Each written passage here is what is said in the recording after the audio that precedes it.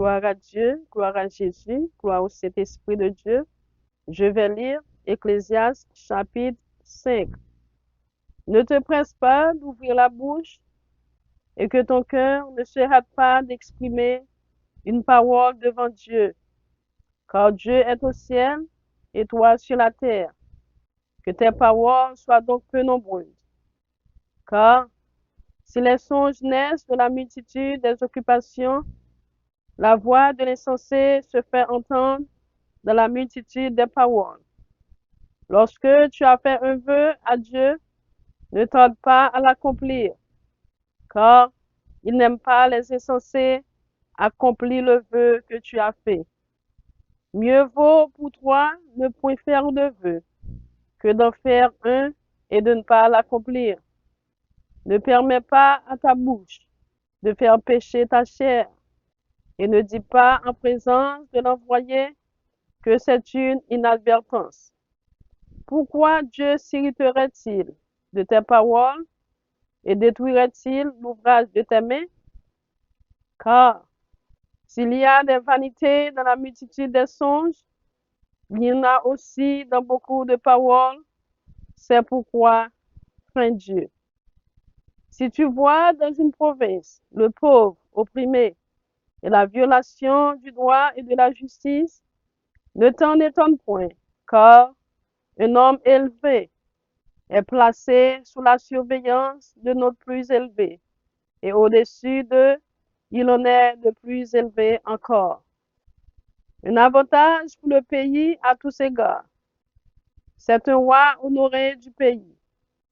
Celui qui aime l'argent n'est pas rassasié par l'argent, et celui qui aime les richesses n'en profite pas. C'est encore là une vanité. Quand le bien abonde, ceux qui le mangent abondent, et quel avantage en revient-il à son possesseur, si donc il le voit de ses yeux? Le sommeil du travailleur est doux, qu'il ait peu ou beaucoup à manger, mais le rassasiement du riche ne le laisse pas dormir. Il est un mal grave que j'ai vu sous le soleil, des richesses conservées pour son malheur par celui qui les possède. Ces richesses se perdent par quelques événements fâcheux. Il a engendré un fils, et il ne reste rien entre ses mains. Comme il est sorti du ventre de sa mère, il s'en retourne nu, ainsi qu'il était venu, et pour son travail, il n'emporte rien qu'il puisse prendre dans sa main. C'est encore là un mal grave. Il s'en va comme il était venu. Et quel avantage lui revient-il d'avoir travaillé pour du vent? De plus, toute sa vie, il mange dans les ténèbres et il a beaucoup de chagrin, de maux et d'irritation. Voici ce que j'ai vu.